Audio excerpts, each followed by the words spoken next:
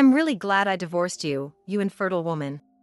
My ex-husband sneered as he looked down on me when we ran into each other while browsing the shopping district. 5 years ago, despite being married to me, my ex-husband got a mistress. And to make matters worse, he got her pregnant and kicked me out of our home. The anger and sadness from that time came rushing back. He had the same face as that day, when I cried in front of him and his mistress, hurt by their heartless words. The bitter memory of him mocking me. I glared at my ex-husband. As I remained silent and clenched my fists tightly, my ex-husband began to babble on, getting carried away. I'm super happy now. My daughter looks just like her mom and is so cute, and my wife is way prettier and more considerate than you. My ex-husband started bragging about his family, even though I hadn't asked. Honestly, I wasn't interested at all. In fact, I was completely disgusted. I didn't want to hear about it now. As I stayed silent, my ex-husband seemed to think I was frustrated. He gave me a condescending smile. Oh, sorry, I guess you wouldn't know the happiness of having your own child since you're infertile. Really pathetic. When my ex-husband said that, I couldn't hold back and finally spoke. It seems like you're misunderstanding something. My name is Chloe. My ex-husband, Sebastian, and I knew each other from college, where he was a senior and I was a freshman. We met in a futsal club I joined, somewhat reluctantly, because of a friend's influence. I'm not very good at sports, and I never got good at futsal either. I'm more comfortable staying in my room and drawing. But the club members were all kind, and I enjoyed participating despite my lack of skill. Sebastian always practiced with me. He would come to the club as a break from his job hunting, passing the ball with me and showing me tricks. Whenever we practiced on the side of the court, club members would inevitably gather around. Sebastian was handsome and kind, quite popular on campus. He was also one of the best players in the club. I'm sure he would rather be running around the court than hanging out with someone as clumsy as me. When I told him he didn't have to stay with me, he would flash a charming smile. I enjoy practicing with you because you're always so dedicated, Chloe. I quickly fell for Sebastian's kindness.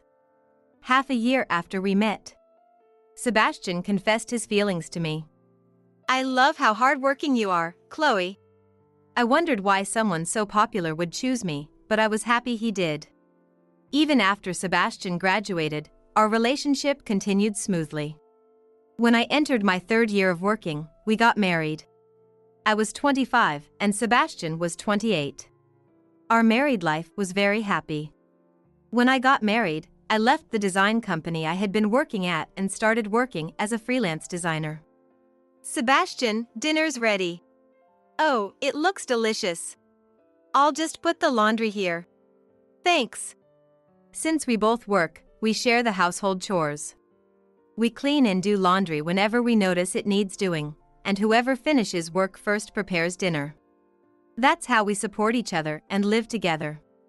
We often went out together on weekends. Today, the weather was great, so we brought a picnic to a big park. As we were having a relaxed conversation, we heard a child's cry from somewhere. Maybe a lost kid? I crouched down in front of the boy. What's wrong? I asked as gently as possible, staying at eye level with him. The boy answered through his sobs. I can't find my mom. I see. You got separated from your mom. Let's go look for her together. I put the boy on my shoulders and looked at Sebastian. Sebastian, can you watch our stuff? Sure. I'll call you if I see someone who looks like his mom. Thanks. After about 10 minutes, we found the boy's mother. When I got back to where we were, Sebastian was playing on his phone. Sorry to keep you waiting. Welcome back. I found his mom pretty quickly. She was looking for him too. That's good. Sebastian just nodded, not seeming very interested. I wondered if he wasn't worried, but I hesitated to point it out. Instead, I asked a neutral question while watching the kids playing energetically. Sebastian, do you like kids? Not sure. Oh, but my parents are always saying they want grandkids soon. So, Chloe, it's up to you. I thought it was something we should work on together, but I swallowed my words to not spoil the moment. We had our struggles. Even after a year of marriage, I still couldn't get pregnant. Despite asking friends and researching in books, none of the methods were working. And there was another big problem. Chloe, still no baby yet? I'm sorry. It was Sebastian's parents. Sometimes my in-laws visit our house, and every time they ask, "Are you still not pregnant?" Please, Chloe. We want to see our grandchild soon. Hey, don't put too much pressure on her. We're thinking about a lot of things too. When my father-in-law echoed my mother-in-law's sentiments, Sebastian responded with a bitter face. This made my mother-in-law annoyed, and she retorted. What do you mean by pressure? We're concerned too, you know. Chloe, I brought something good today. Oh, thank you, as always. What she took out of her bag were foods and items that supposedly help with fertility, things you'd find recommended on the internet. While I appreciated the kindness, honestly, it just added to the pressure. My in-laws weren't bad people. They always cared for me, especially since my own parents lived far away. From the beginning of our marriage, they often said it was their dream to hold their grandchild. At first, I would smile and agree, saying, yes, that's true, and I was genuinely looking forward to having children with Sebastian.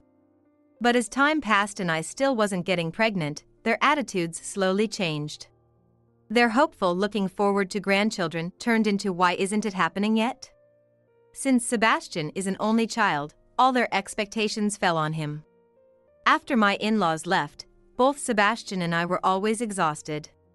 Sebastian looked at the items his mother had left with a frustrated expression and said, Chloe, can't you handle this better? What do you mean? My parents. They bring this stuff every time. Can't you politely refuse or something?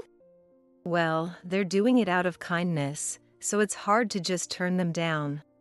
While both in-laws eagerly awaited a grandchild, my mother-in-law was particularly anxious about my pregnancy. Her enthusiasm sometimes felt overwhelming. She constantly called me with new fertility information she'd picked up from somewhere. If I couldn't answer because of work, she'd call Sebastian instead. Then maybe you could gently tell her yourself? Then I'd just get more snarky comments. Do it yourself. But despite what Sebastian said, completely cutting off contact wasn't the right thing to do. I didn't want to ruin our relationship with his parents. I felt the pressure, but it would be reassuring if my husband were more supportive. My feelings remained unresolved. Recently, Sebastian had been showing his stress more openly. Even though his mother had been told not to pressure us, she still contacted us. The fact that I didn't ignore her calls seemed to annoy Sebastian as well. Moreover, she constantly updated us on how his high school classmates already had 2 kids, or how a friend from her yoga class just had a grandchild. And she always ended with, "So, when are you two having one?" With his busy work schedule, Sebastian often came home looking stressed. Sebastian, how about we go see a movie on our next day off? No, I'm too tired. I see. Sorry. It often feels difficult to start a conversation with him these days. We talk less than we did when we first got married, and the atmosphere has become tense more frequently. But I believe everything will change if we have a child. Sebastian will be happy. So will my in-laws. Most importantly, I want to build a warm and happy family with Sebastian and our future child.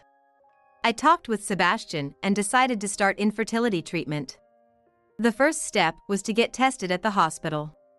There are limits to what we can learn on our own, so I thought we'd do our best based on the results. Since Sebastian had work, I went to get the test results by myself. I got the results and waited for Sebastian to come home. How were the tests? Here are the results. I pointed to the section on the paper from the hospital. Sebastian looked at where I pointed and frowned. Actually, they said it's hard to conceive with the condition. So, it's your fault we couldn't have kids? What? I didn't understand what he was saying. He threw the folded test results at me. So all the snide comments from my mom were because of you? Did you read the whole thing, Sebastian? Shut up. I don't want to hear it. I'm not eating dinner tonight. Wait, hold on. Even though he had just come home, Sebastian left the house. From that day on, Sebastian started treating me harshly. Hey, Sebastian. Can we talk about the test results and our plan for infertility treatment? I'm tired of hearing about your infertility. That's not it. Every time I tried to explain, he'd interrupt and lock himself in his room. Sometimes he pretended not to hear me at all. Around that time, he started going out drinking with his coworkers without notifying me. He used to always let me know, even for last-minute plans. He'd be out from morning till night on weekends, too. As a result, I ended up doing most of the household chores we used to share. With Sebastian behaving like this, I gradually lost the motivation to have serious conversations with him.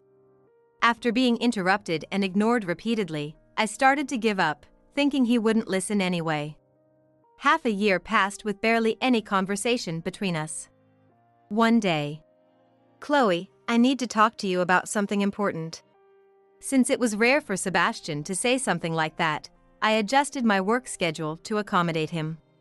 However, Sebastian didn't start talking right away. What's this important thing you need to talk about? Just wait a bit. Then, the doorbell rang. The person who came in with my husband was a woman I didn't know. Nice to meet you, Chloe.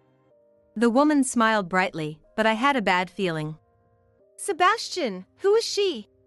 Sebastian said something unbelievable, pointing to the woman with a triumphant look. She's my girlfriend. What do you mean? The woman, who claimed to be his girlfriend, answered my confusion. I'm pregnant with Sebastian's child. That's right. So Chloe, I want a divorce. Sebastian, have you been cheating on me all this time? Was this why he hadn't been home on weekends lately? To be with this woman? My vision went dark. Cheating? A woman who can't even have kids shouldn't talk big. She's gonna make me a family. There it is again. Even though I tried to talk about it many times, he always interrupted or ignored me. Since that day, Sebastian has thought it's my fault we can't have a baby. So, that's... I'm sorry, Chloe. Suddenly, the woman bowed her head. I was so shocked that I stopped speaking. Sebastian and I dated in high school. We broke up, but recently met again at a reunion. He told me things weren't going well with you. Apparently, this woman was Sebastian's ex-girlfriend. I didn't even know he had gone to a reunion. While we were talking, we realized we still had feelings for each other. And then I got pregnant. Sebastian said he'd rather be with someone who can give him children than a wife who can't. I couldn't say anything. I was too shocked that Sebastian had said such things behind my back. I'm really sorry to hurt you, but I'll make Sebastian and our baby happy, so please step aside. Although she apologized, she didn't seem sorry at all. In fact, she kept glancing and smiling at Sebastian. I could feel their contempt for me. Look, she's apologizing. Just quietly divorce me and set me free. Set you free? That's a terrible thing to say. Besides, if you had listened properly when we started infertility treatment, this wouldn't have happened. How many times do I have to tell you? I don't want to hear excuses from an infertile woman. You kept nagging me about it every day. And when you finally stopped, you barely talked to me at all. Sebastian glared at me. Because of you, our home has become unbearable, and my parents keep asking about grandchildren. It's only natural to prioritize a woman who can give me a child over you, right? That's terrible. The shock was too much, and I burst into tears. No matter how much I struggled with not getting pregnant or how persistently my in-laws nagged me, I thought it would be okay as long as Sebastian was on my side. I believed that if we worked hard together on infertility treatment, we could build a happy family one day. Sebastian looked down at me coldly as I cried with my face buried in my hands. I'll give you 2 days. Pack your things and leave. Don't forget to sign the divorce papers. Well, I'll be off then. Sebastian left with the woman. He probably wouldn't return until I was gone. How did it come to this? As I packed my things, I thought vaguely. We were so happy when we were dating and right after we got married. I loved spending time with just Sebastian, and I wanted to welcome our future children with his kind, child-loving nature. I remembered the woman's mocking smile. Sebastian no longer had feelings for me. Thinking that, I couldn't even bring myself to contact him.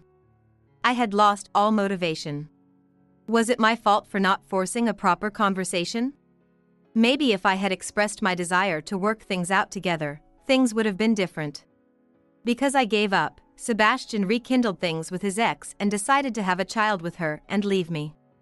I knew that he had been under a lot of pressure from his parents before we got the test results.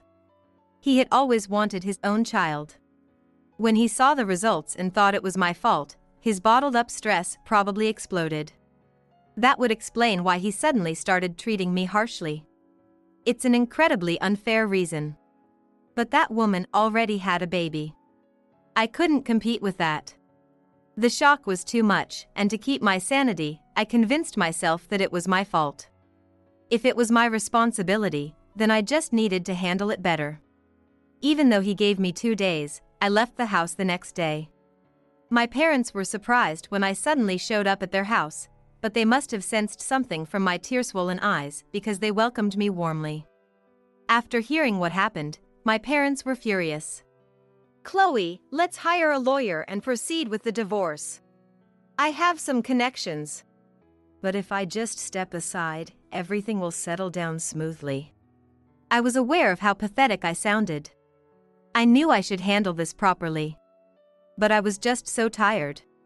Sebastian, whom I loved so much, didn't believe in me and betrayed me in the end. The happy family Sebastian and I had always dreamed of was taken away by that woman. Honestly, I don't want anything to do with them anymore. I never want to see those mocking eyes again. "Chloe." My mom called my name gently as I sat in silence. "It's not your fault, Chloe." "Huh? Knowing you, you probably think you just need to handle it better yourself." "How did you know?" My mom smiled proudly. "Because I'm your mother." "That's right, Chloe. Let's fight this properly. We're here for you." What strong allies I have. Sebastian stopped being on my side, but my parents will always believe in me until the end. Thank you, Mom and Dad. I felt like I had woken up from a long sleep. I can't keep feeling sorry for myself forever. I'll settle this properly. 3 months later, the divorce was finally finalized. At first, Sebastian refused to pay alimony, but the lawyer my father's acquaintance introduced took over all communications with him. We finally settled, receiving demands and properly dividing the assets. 5 years have passed since then. Now 32, I found myself near the house I used to live in with my ex-husband. A mutual acquaintance from our married days was moving, so I came to see them. After saying goodbye to them, I walked through the familiar shopping district. "Chloe?" "Sebastian." It was my ex-husband. This was the first time I'd seen him since that day he introduced that woman to me. As I instinctively tensed up, Sebastian gave me the same condescending smile as before. "So, you've been hiding out at your parents' house all this time? It's none of your business." It was true that I had returned to my hometown since then. He seemed to think I was hiding, but it was too ridiculous to correct him. "I'm really happy now. My daughter is in kindergarten, and she's cute like her mom." Sebastian started bragging, even though I hadn't asked. He went on and on about how adorable his child was and how he, his new wife, and their child were enjoying life together. Not even giving him a nod, he smirked at me. "Oh, you wouldn't understand. After all, you're an infertile woman. Divorcing you was the right choice." I couldn't keep silent any longer and opened my mouth to speak. "Infertility? Who are you talking about?" "Huh? I've been asking who you're referring to as infertile." "Who?" My ex-husband looked blankly at me, staring as if trying to bore a hole through me. Then he suddenly burst out laughing loudly. "Did I say something funny?" I asked, aware of the people around us, while Sebastian kept laughing. "Everything you say is funny. Have you been hiding away so long that you're making things up now? Don't be ridiculous. You're the ridiculous one. You're the infertile one, that's why I divorced you. You really don't understand anything, do you?" My sighing words made him glare at me sharply. "You're the one who doesn't get it. You're infertile, you let me and my parents down. I married someone who can give me a family. That's all there is to it. You're the one who betrayed me. You wouldn't even listen to me and went and found a mistress. You can't even imagine how hurt and sad I was." "Ha, that's just the whining of a loser. Seeing you now just makes me feel sorry for you. An infertile woman is worthless to me. You really don't get it, do you?" I was amazed at how little he understood reality. By now, you'd think he would realize he might be misunderstanding something. But Sebastian kept mocking me, stuck on the idea that I was infertile. His ignorance was so laughable that I couldn't help but chuckle. "What?" His face grew even more contorted with anger. "What are you laughing at? Are you mocking me?" "Not at all. I'm just stating the facts." "Facts? How many times do I have to tell you? The only fact is that you're infertile," he shouted as if to make sure everyone around could hear. At that moment, I heard a voice. "Chloe? What's going on?" I turned around to see a tall man standing there. He was holding a small child and came to stand beside me. When the child saw me, he reached out with a big smile. "Mommy! Mommy!" My ex-husband stood with his mouth agape. I took my son, Noah, from my husband's arms. "Hey, whose kid is that? A relative's?" "He's my son. He just turned 3. "What? No!" "Yes, my biological son." Recovering from his stunned state, my ex-husband began to question me, and I told him about what happened after our divorce. Even after the divorce was finalized, I couldn't move on right away. Once things ended with Sebastian, the sadness hit me hard. I couldn't focus on my design work and spent days barely leaving the house. It was during this time that I met my current husband. Or rather, we reconnected. He was a classmate from middle school.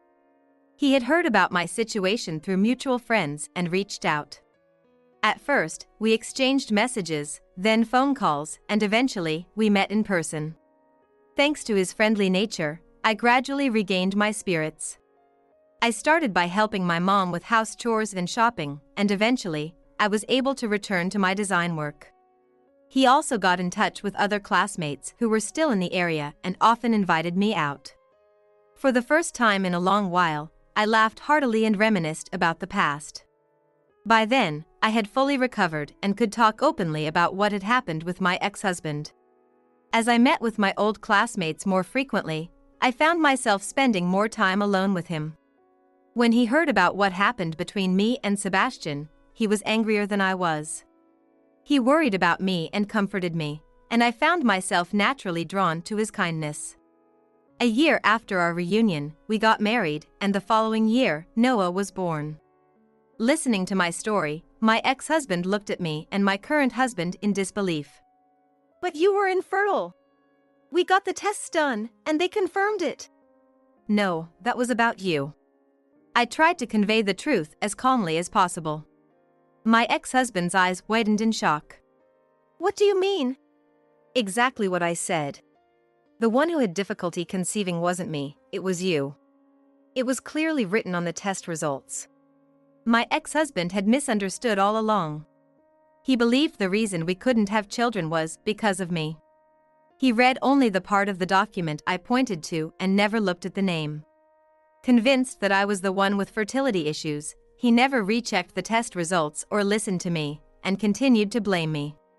He accused me of being the reason his parents made snide remarks, and of not allowing him to fulfill his dream of having children.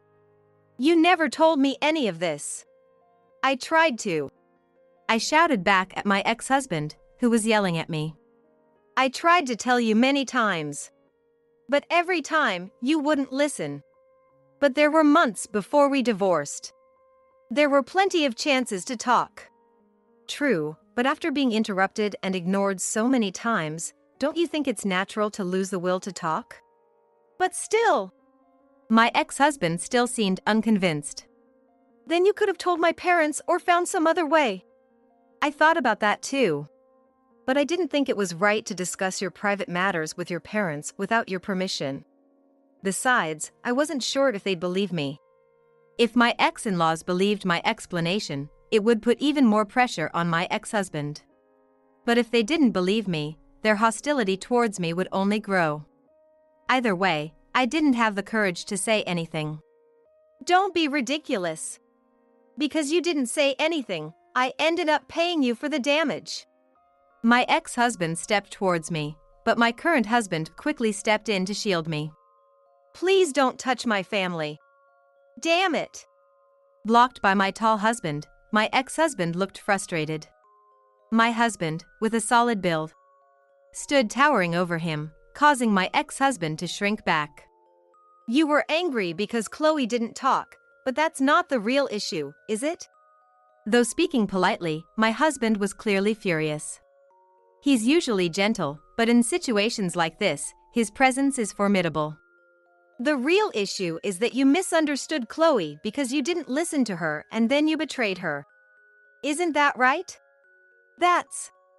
Turning away from my ex-husband, my husband faced me and Noah. Chloe, let's go. It's time to head home. Yes. As I walked past my ex-husband, holding Noah, a thought crossed my mind. Hey, are you sure that the child she had is really yours?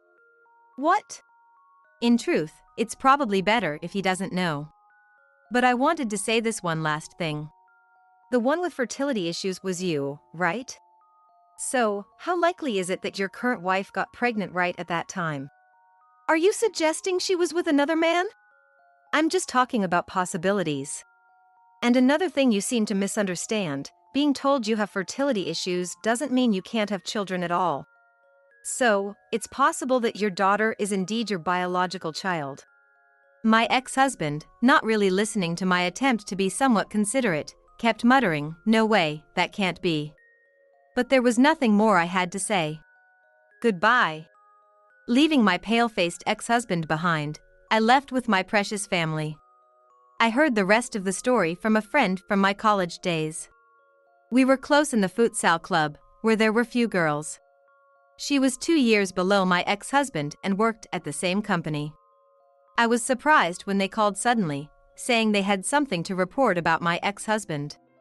I thought you might not want to hear this, but I wanted to tell you before he tried to contact you. She seemed worried about me. And I was a little curious, so I decided to listen. After meeting me, he apparently confronted his wife, asking if their daughter was really his. She insisted, of course she was. However, her attempts to cover it up were blatantly obvious. My ex-husband then told his parents, and they confronted her together. Stop being so persistent. Of course, she's your child. Then let's do a DNA test to confirm it. That's not necessary. But my ex-husband's parents didn't accept her refusal.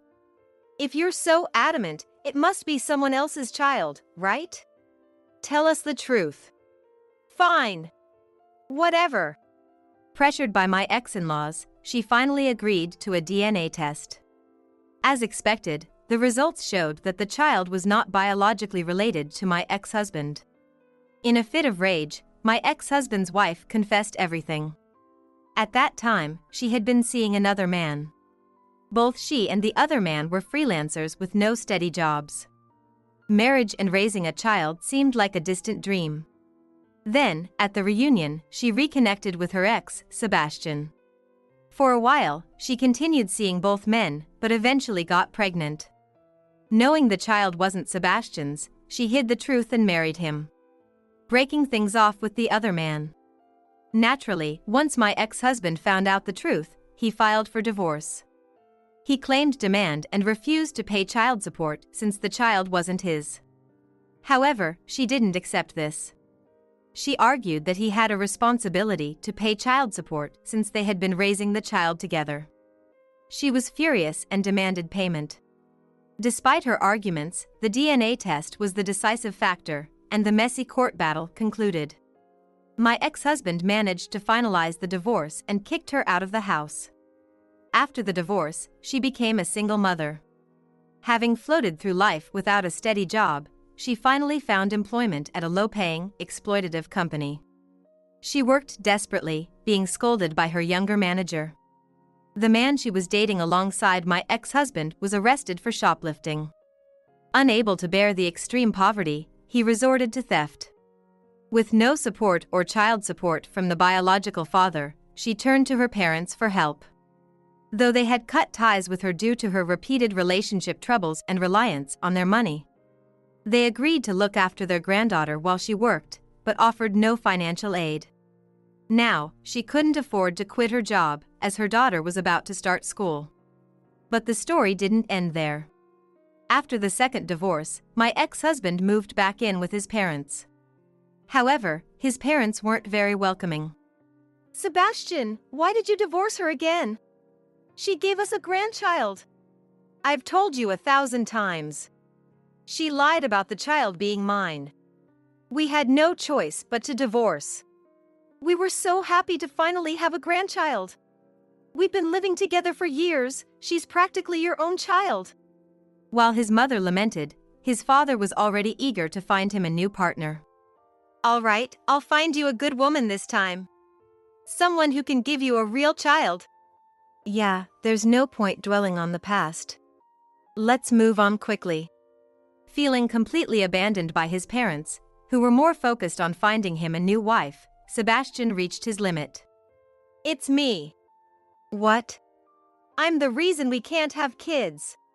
Sebastian, desperate and frustrated, confessed everything. From there, the situation exploded into a massive argument. Why didn't you say anything until now? I didn't know until recently myself. What about our dream of having a grandchild? That will never come true now. Shut up! I'm tired of your pressure. I've had enough. Ignoring his own fault of not listening, Sebastian blamed everything on his parents. But they weren't about to take it quietly. Every time someone bragged about their grandkids, it killed us. You have no idea how we felt. We don't care if there's no blood relation. Apologize to your wife and child and live with them. Get real! The shouting match was so loud that the neighbors called the police multiple times. And what happened to him after that? His parents kicked him out. They disowned him for not being able to have children. He was stubborn, though, and said he wanted to cut ties with them. It seemed that Sebastian's parents had also become outcasts in their neighborhood. They couldn't afford to move, so they lived quietly, trying to avoid attention. I did think it was extreme of them to go so far for a grandchild, but they had an intense obsession with the idea of having one. Watching their friends and acquaintances become grandparents must have made them increasingly envious. Wow, you sure know a lot about this, don't you? I found it surprising that a colleague would know such detailed information about what happened to Sebastian. My friend laughed and explained my curiosity. Sebastian told us everything during a drinking session by himself. After my ex-husband's second divorce and cutting ties with his parents, his work ethic and lifestyle visibly deteriorated. He gained weight from eating out all the time and sometimes wore the same dress shirt to work for 3 days straight. He had to do all the housework alone, along with his job. And it was clear to everyone that he was overwhelmed. His colleagues, worried about his declining state, invited him out for drinks to cheer him up. That's when he spilled everything about his wife, the fights with his parents, and even drunkenly revealed the reasons for your divorce, Chloe. I see. His colleagues, who had been concerned about him, were shocked by the truth and pulled away from him. Unable to bear the judgmental stares from his peers, my ex-husband eventually quit his job. Now, he's juggling part-time jobs while job hunting, living in extreme poverty. I feel a bit sorry, knowing the cool Sebastian from college, but I'm glad to see you're happy, Chloe. Thank you. I think I should tell my husband about all this. That's a good idea. And remember, drink responsibly. Absolutely. We ended the call with a plan to gather with old club members soon. My ex-husband wouldn't be there, of course. Like my friend said, I couldn't help but feel something about my ex-husband's fate. Those happy times were real, after all. But now, I have a precious family. And something important to share. When my husband got home and was playing with our son, I told them I had something to say. With a serious face, he listened as I made my announcement. I'm pregnant. Really? Yes, I went to the doctor today. My husband was stunned for a moment, then he lifted our son and cheered. Wow! Chloe, thank you! He hugged both me and our son, his joy exaggerated and infectious. Noah, you're going to have a little brother or sister. Brother? Sister? Noah didn't quite understand his excited dad's words but smiled, seeing how happy we were. Right now, I am